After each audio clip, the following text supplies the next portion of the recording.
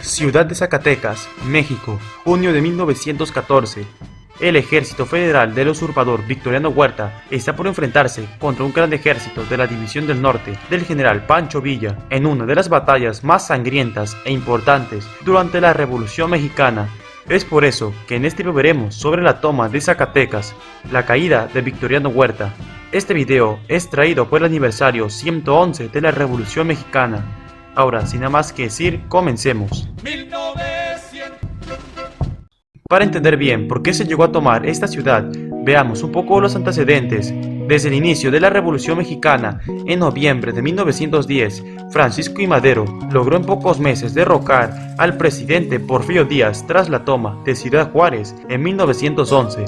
Esto provocó la renuncia del presidente Díaz y fue llevado al exilio. Tras esto, Madero asume la presidencia en noviembre de ese año, pero al poco tiempo entra en conflicto con otros revolucionarios como Emiliano Zapata. Madero cometió un grave error y fue dejar en su gobierno a varios integrantes del gobierno de Porfirio Díaz. Estos empezarían a conspirar contra él. Uno de ellos fue Victoriano Huerta. Los Estados Unidos intervinieron en la política interna de México, pues el gobierno de ese país no estaba conforme con la política de Madero. Las huelgas, los reclamos por los derechos de los trabajadores y las peticiones de las clases acomodadas de restringir la entrada de capital extranjero, en especial del estadounidense, afectaba a muchas de sus compañías y empresas. Se dio inicio a una campaña contra el gobierno mexicano, señalando las quejas de su gobierno por la falta de seguridad para los ciudadanos estadounidenses radicados en México. El embajador de los Estados Unidos en México, Henry Lane Wilson, resentido con el presidente Madero, llegó a pactar con Huerta para derrocarlo de la presidencia. Tras esto, el día 9 de febrero, se dio inicio a un golpe de estado que fue conocido como la Decena Trágica de 1913. Alrededor de 5,000 personas murieron y el presidente Madero fue traicionado por Huerta, siendo derrocado. Y el 22 de febrero, Francisco I. Madero y el vicepresidente fueron asesinados. Así daba inicio la dictadura militar de Victoriano Huerta, que fue apoyada por los Estados Unidos. Pocos días después de la Decena Trágica, Woodrow Wilson asumió la presidencia de los Estados Unidos, pero Wilson, que no simpatizaba con Huerta, envió agentes para que informaran la situación que prevalecía en México. A Victoriano Huerta se le presentó 4 propuestas. Una de ellas era el alto el fuego inmediato, elecciones libres inmediatas con la participación de todas las facciones revolucionarias y que el general Huerta no participaría en dichos comicios. Las propuestas fueron rechazadas por medio del secretario de Relaciones Exteriores, por lo que el presidente Wilson declaró a los Estados Unidos neutral durante el conflicto, pero ahora el gobierno de ese país mejor se vio en apoyar a Venustiano Carranza, donde con otros hombres como Pancho Villa, Emiliano Zapata, Felipe Ángeles, Álvaro Obregón, se alzarían en armas nuevamente para derrocar ahora a Huerta. Venustiano Carranza se nombra como jefe del ejército constitucional y Pancho Villa tenía su ejército, llamado la División del Norte. El movimiento se extendió por todo el país, pero en especial en el norte y en el centro.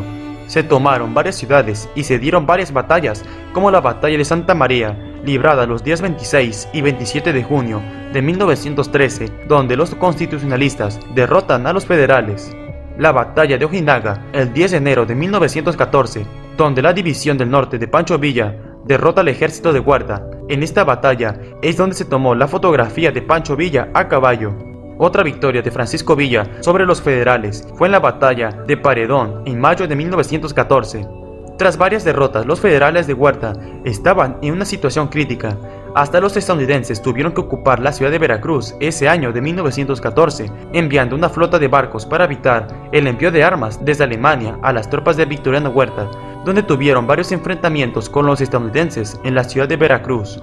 La ciudad de Zacatecas era un punto importante, además donde estaba una gran parte del ejército federal, pero semanas antes los generales Aregón y Pánfilo Natera, con 6,000 hombres, habían intentado tomar la ciudad sin éxito, del 9 al 13 de junio, por lo que Venustiano Carranza ordenó a Villa que les enviara 5,000 soldados de la División del Norte, pero Francisco Villa ofreció marchar al frente con toda la división, pero Venustiano Carranza ya temía sobre el gran poder que estaba teniendo Pancho Villa, por lo que retiró la orden. Tras esto, Villa amenazó con su renuncia y Carranza la aceptó, pero los generales de Villa se negaron a obedecer a otro jefe, acusando a Carranza de impólito, anticonstitucional y antipatriótico. Pancho Villa y Felipe Ángeles se preparaban para marchar con toda la División del Norte sobre Zacatecas. La vieja ciudad colonial era el último bastión del ejército federal y su caída significaba el paso libre a la Ciudad de México. En la madrugada del 17 de junio de 1914, desde Torreón, Coahuila, el general Felipe Ángeles comenzó a montar el grueso de su artillería en 5 trenes. Unos días después, en 18 trenes, miles de tropas de la División del Norte llegó a Calera, a 25 kilómetros de Zacatecas, el 19 de junio. Al día siguiente, el 20 de junio, sus unidades de infantería y de caballería tomaron posiciones al este de la ciudad, al norte y al sur. Las principales baterías de artillería se ubicaron en Fresnillo, desde donde se podía alcanzar las defensas federales en los cerros del Grillo y el Cerro de la Bufa. Las fuerzas desplazadas de Pancho Villa eran alrededor de 25.000 hombres, con trenes hospitales y trenes de apoyo, artillería y buenos rifles y pertrechos, además de contar con caballería. Los federales atrincherados eran más de 12.000 hombres, dirigidos por Luis Medina Barrón y Benjamín Argumedo, con 11 piezas de artillería pesadas y 90 ametralladoras. Además, estaban esperando el refuerzo de unos 3.000 hombres, pero que nunca llegarían. Estaría por empezar una sangrienta batalla. El 22 de junio, llega Villa a dirigir la batalla.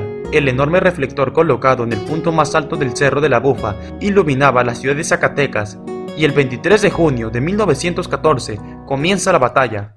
Los villistas avanzaron por los 4 puntos cardinales intentando arrebatar a los federales sus posiciones en el Cerro de la Bufa, el Grillo, la Sierpe, Loreto y el Cerro de la Tierra Negra. 40 cañones entraron en acción al mismo tiempo para apoyar el despliegue de la infantería que ascendían por los cerros que rodeaban la ciudad. La artillería de Felipe Ángeles inició el fuego sobre los bastiones federales ubicados en los cerros. Pancho Villa lanzó ataques de caballería y de infantería en contra de las defensas que protegían la ciudad, contra el pesado fuego de las ametralladoras y contra la artillería bien alineada de los federales. La división fue ganando terreno, pero las pérdidas de Villa fueron muy altas. Las tropas villistas irrumpieron en la ciudad desde la estación del ferrocarril, pero fueron repelidos por el general Benjamín Argumedo y los llamados Colorados. Sin embargo, ante el empuje de los villistas, Argumedo tuvo que retirarse de la contienda y huyó con sus tropas hacia la hacienda de Troncoso. Alrededor de las 2:30 se capturaron las cimas que dominaban la ciudad. A las 4 de la tarde cayó el Cerro del Grillo, después de un rudo y sangriento combate, y a las 6 de la tarde se abatió la posición del Cerro de la Bufa. Los federales iniciaron su retirada en forma desorganizada, perseguidos por los villistas. La División del Norte de Pancho Villa habían tomado la ciudad desde 3 direcciones, y a pesar de sus grandes pérdidas, la superioridad numérica se impuso. Los federales rodeados trataron de encontrar la salida. Algunos cientos de ellos pudieron escapar hacia Aguascalientes, destruyendo las vías de ferrocarril a su paso, pero la mayoría murió acorralado. Al final del día, la ciudad de Zacatecas fue tomada en una victoria decisiva. Villa perdió 1.200 hombres y cientos estaban heridos. Los federales sufrieron unos 6.000 muertos, alrededor de 3.000 prisioneros, y el resto había escapado. Aunque la ciudad fue tomada, los villistas se dedicaron al saqueo y al asesinato de civiles y de los soldados federales que ya se habían rendido. Se estima que desde el día 23 al 30 de junio, unas 10.000 personas murieron, siendo la batalla de Zacatecas de las más sangrientas durante la Revolución. Tras la toma de esta ciudad, el ejército de Huerta fue destruido y las tropas de Villa y Carranza tendrían paso libre hacia la Ciudad de México. Victoriano Huerta renunció a la presidencia el 15 de julio de 1914 y moriría en El Paso, Texas en 1916, cuando trató de volver a México para recuperar el poder. La victoria en Zacatecas hizo que Carranza llegara antes a la Ciudad de México, ya que Villa quería llegar antes, pero Carranza detuvo el envío de carbón para los trenes de Villa, lo que provocó su enojo. Aún así, las tropas de Carranza, Villa y Zapata entran triunfal a la Ciudad de México. Aunque Huerta fue derrocado, la revolución no terminó, pues en los siguientes 4 años seguirían los enfrentamientos, pero entre los mismos líderes que se dividieron. La mayoría moriría asesinados en diferentes formas, pero eso es otra historia. Si te gustó el video, deja tu like, suscríbete y comparte el video. Hasta la próxima. Fue tomado Zacatecas.